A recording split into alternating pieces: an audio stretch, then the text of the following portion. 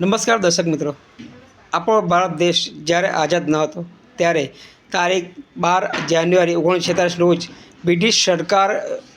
ભારતના તત્કાલીન governor sir R G બાર્નલેએ Bharat દેશમાં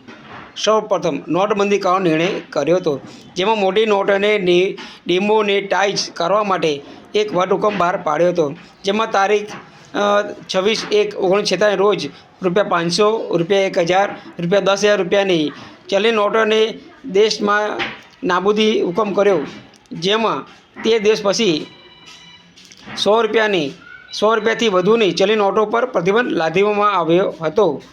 જેના કારણે હાલ ભારત દેશમાં 100 વર્ષ પાછળ દેખાય જવાથી હાલ ભારત દેશમાં એક ખોટ વર્તાઈ રહી છે. નોટબંધી નિર્ણય એ ખોટો હતો ને હાલ પણ ખોટો જ છે. ભારત દેશને નુકસાન થયું છે. ગરીબોને નોટ બદલાવવા